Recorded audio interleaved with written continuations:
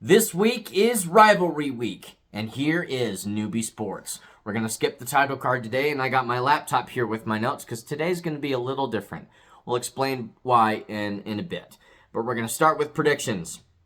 Our sole unranked game this week is going to be James Madison at Coastal. Why am I not talking about North Texas? Because they're at North Texas, and I think that's going to be pretty solid. James Madison, on the other hand, is at Coastal Carolina. Coastal Carolina is fighting bowl eligibility, and they didn't do so well last week. And James Madison barely squeaked out a win last week. So we'll see if they can get it this week. My sole non-ranked game is James Madison is going to win 28-10.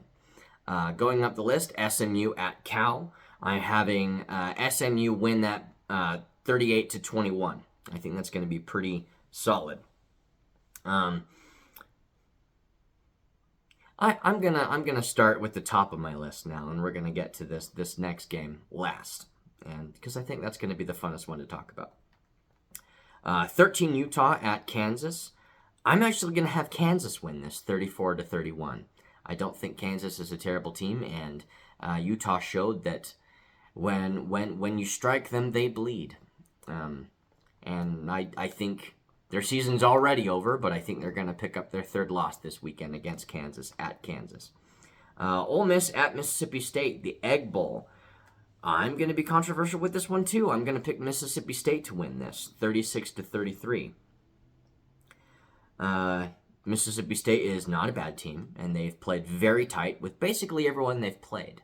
So I think this is going to be a good game. And being at Mississippi State might be the determining factor in who wins this year's Egg Bowl. Not to say the same about Georgia at Georgia Tech. I think Georgia runs away with this one 42-20. I don't think we need to spend much more time on that. Texas A&M at Texas, though. This could be a tight game. And I do think Texas A&M wins it. I'm going to pick them to win it 27-24, however. Next, Arizona at Arizona State. Arizona jumping into the rankings, and Arizona State advancing in the rankings. I think Arizona's going to win this, and I think it's going to be 10-point spread. I think Arizona's going to win this 38-28. Coming to my Cougars, UCF at BYU. BYU wins 38-9. I don't think it's close. And I think BYU is going to go for the style points in this one. 38-9.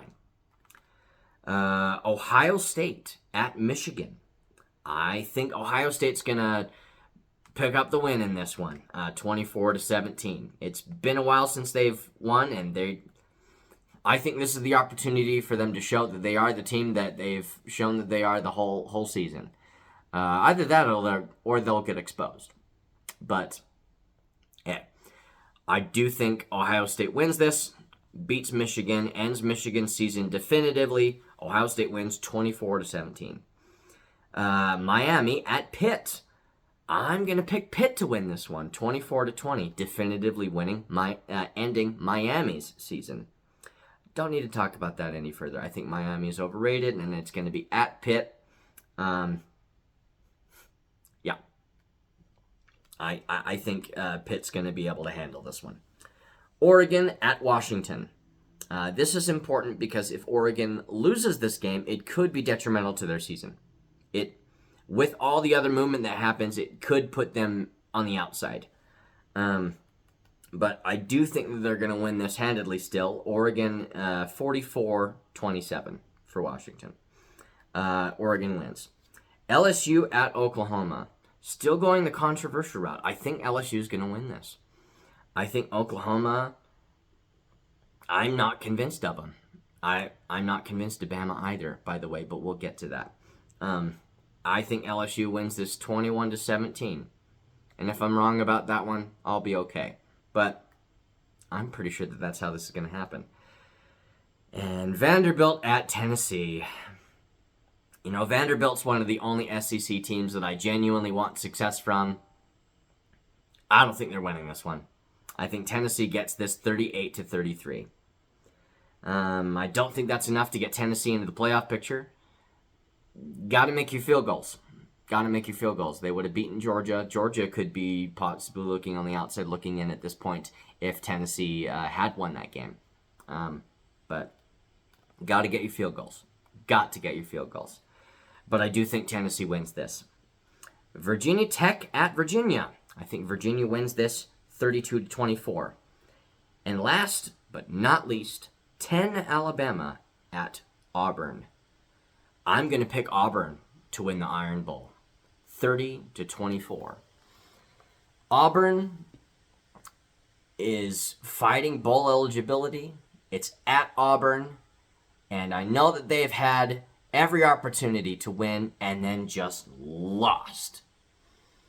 They've been playing really well the last couple weeks, and I think this is their chance to end Alabama's season for the second year in a row. Not that they ended it last year.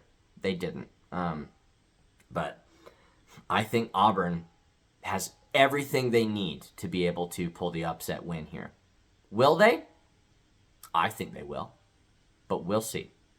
We sure will see.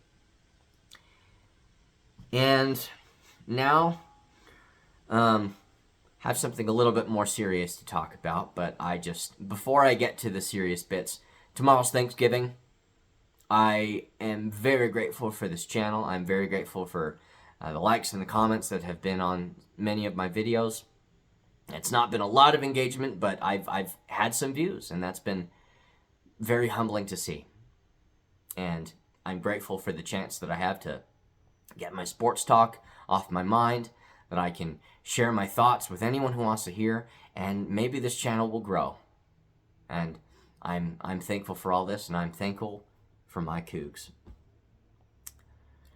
And I wanted to say that now, because I have something to serious talk about. But happy Thanksgiving, everyone. Thank you for watching. Now on to the serious bit. My message to the Big 12. Last Saturday, I had the opportunity to go to a Friendsgiving. We did the whole thing about saying what you're grateful for, and there's always been the stereotypical answers. But the thing that jumped to my mind the most that I don't necessarily think about as much as I ought to was indeed BYU football. There were a few scoffs and eye rolls from my friends, and some comments that I wish that people didn't make, because I find them to be rude. But I really mean it. I'm very grateful to my Cougs. I thought that this season was going to be a wash. I was not optimistic of this season. And the Cougars have given me something to look forward to every week. And that has been awesome. BYU football has been extremely healing for me this year. I began this channel after a series of traumatic events in my life. I had a lot on my mind, and I wanted a healthy outlet to get some of the things off my chest. There were a myriad of topics I could have chosen, and I selected sports, because I thought that of all the topics I could talk about, that was the safest one to start with. Enter Cincinnati. Thousands of people in that stadium decided to greet BYU with the all too familiar chant of F the Mormons. I thought we fixed this months ago. Not 24 hours after the Church of Jesus Christ of Latter-day Saints, the church that owns BYU, donates over 27,000 pounds of food to your community, you thank them with a big, fat F-U. Tacky. Very, very tacky. Now, I think that particular talking point is a little disingenuous, given that I have no way of knowing if anyone in the stadium knew about this donation from the church, unless, of course, it was broadcast over the speakers. However, BYU and the church that it comes from are no strangers to religious bigotry. Our early church history is filled with horrors that could fill libraries. The fact that this is true is just incredibly sad to me. Nobody says F the Catholics at Notre Dame games, Baylor games, or TCU games. In fact, no religious group of any kind is mocked in the fashion that the Church of Jesus Christ of Latter-day Saints is at college games. This week just hit a little differently to me, especially when I found out that one of the attendees in this game was a couple from an LDS family from Grand Blanc, Michigan. Yes, that Grand Blanc, Michigan. The Grand Blanc, Michigan, where the LDS church was attacked by someone who thought that Mormons were the Antichrist. This couple was not only at the church that was attacked, but had several members in their family wounded in this attack. They had come to this BYU football game to experience some normalcy, only to be greeted by thousands of people screaming their filth and delivering a pretty clear message. You are not welcome here. I've been trying not to spiral because I've been in a very dark place quite often in the last couple months, since September 10th, 2025. I was at Utah Valley University in the courtyard when a speaker by the name of Charlie Kirk was shot and killed right in front of me, 20 feet away. I was in the line of fire, actually. A month after that, our prophet died. And the next day, Grand Blanc happened. A little after that, I decided to make this channel to ease the turmoil I've witnessed personally and my community has endured. My church community has endured. I thought hard about if I wanted to do political commentary, given the nature of the events that I have seen. But I decided on sports. Once again, I thought this topic would be more fun and less of a dangerous topic. As I've shown many times on this channel, I can be wrong. One reason why this instance is so hard is because I keep getting more reasons to fear living outside of Utah as a member of the Church of Jesus Christ of Latter-day Saints. My biggest fear in life is not getting into a car accident, or heights, or spiders, or anything of the sort. My biggest fear in this world is existing as myself anywhere outside of here. There must be consequences for these chants going forward. There must be consequences for halftime shows where my faith is mocked. That didn't happen at the Cincinnati game, but it has happened in the past. Oregon already faced some of those consequences when a highly recruited quarterback who was a member of the LDS Church decided to leave the state of Oregon and come to BYU after he attended one of their games, and the all too familiar chants came from the Oregon audience. I'm a bit confused about what to do, though. If you make a rule on the field if you make the rule that there's a penalty on the field, then people will dress up as their opponents to try to rile up the crowd to then penalize their opponent. That doesn't feel enforceable. Are we going to escort thousands of people out of the stadium? What security force is capable of safely and efficiently doing that? If you cancel the tailgate, the idiot drunkards will just party somewhere else. That's not going to prevent things from happening in the stadium. There are people that are smarter than I am that can find a solution to this, and they should. This has to end, and it has to end immediately, and it has to end across the league. BYU deserves better than what the Big 12 has given them. I also must say this. It's rivalry week.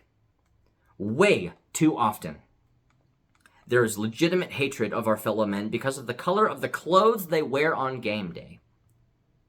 This clearly seeps outside of the arena and outside of the field and has to stop too. I've had some of my colleagues who are fans of the University of Utah tell me that they have been raised to hate BYU and their fans. This isn't unique to the Holy War, of which I'm very glad that we played earlier on in the year, given the current circumstances. This cannot be how. Sometimes you forget to turn off Do Not Disturb mode and you get a phone call. Hopefully that didn't disrupt the video. This cannot be how we act any longer. Rivalries need to be for picking someone to root against, and can no longer be about picking a people to hate. This is no longer just some dumb thing that idiot people do. This must be taken seriously. And because of that, I'll conclude with the words of Brandy Hicken, the mother in the family from Grand Blanc, in a letter to Cincinnati's athletic director. 8 short weeks ago, while attending church, we were attacked at our place of worship simply for being Mormon. Someone with hatred in their heart rammed their truck into the front of our church building, entered the chapel, and began shooting us and setting our church on fire while many people were still hiding inside. As my family, me, my husband, and our 3 children ran for our lives, my husband and my 5-year-old daughter were both shot. I was also running with my 15-year-old baby and my 3-year-old in my arms as I was struck in the back with shrapnel. I will spare you the further details about the nightmare we lived through and that day and the recovery that has followed.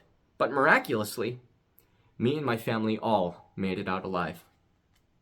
The anxiety and fear we have felt since that day has been debilitating. We have put in a lot of work in that short 8 weeks so that we can try to feel some form of safety and normalcy again and enjoy the things that we used to, including football games. We had been planning to come see this game for months, as we don't get the opportunity to see many BYU games in person since we moved across the country for my husband's medical training. We almost didn't come because it felt scary and overwhelming since the attack on our church. However, we know we cannot live in fear, and we need to enjoy the things that used to make us happy. We decided to come, and that took a lot for both of us mentally and physically. I was nervous putting on my BYU gear that day because I knew that it would identify me as one of the Mormons. I did it anyway. I was apprehensive when I walked down to my seat and saw the nearest exit was pretty far from me. I continued to my seat anyway. We came, we smiled, we cheered. We enjoyed ourselves. Until the University of Cincinnati fans started to chant, "F the Mormons." This is not a new chant. This is not a chant that is specific to your university. This is a chant that I've heard before while enjoying football game, whether in person or on TV. It's always disheartening to hear. However, now that we Mormons have been quite literally targeted, attacked, chased, shot at, and some of us have been killed simply for being Mormon, this chant is no longer just disheartening. It's crippling. It's personal. It's unacceptable, period. While I did hear the announcer give a warning over the speakers at the game that such chants will not be tolerated, it was simply just that, a warning. It was not just a few fans. It was tens, possibly hundreds of the university's students chanting "F the Mormons." Please, Mr. Cunningham, do not tolerate it. Remove them from the game. Don't let them come back. Educate them on the seriousness of their actions. Set that standard and expectation moving forward and enforce it. We are hurting. Badly. I'm going to add myself to that, but I can't imagine what they were going through. We just want to enjoy the things that make us happy again without the fear of being targeted and attacked for our religious beliefs. I know you have no control over the Cincy fans on the shuttle after the game ranting about Mormons are awful and how we must have paid off the refs because we're corrupt and evil. I don't get it, but I'm used to it. It's not new to me to hear this stuff in these huge misconceptions about my faith, but now it is personal. Now it is me fearing for my life everywhere I go because someone decided to take it there. Someone tried to kill me, my kids, and my husband. Someone killed 4 of my friends. Now the chanting means something more than it used to. I know you can't control the actions and words of the fans on the bus. However, I do believe you have the ability to get control of your students' hurtful and hateful chanting. If you made this far, thank you for listening. If I am mistaken at any actions that were or were not taken as a result of the chanting, please feel free to correct me. I would welcome the reassurance. Sincerely, Brandy Hicken, a fellow college football fan, a Mormon, a Christian, a mass casualty hate crime survivor, a person deserving of respect. Big 12. Brett Yormark. College sports as a whole. End this. This has been Newbie Sports.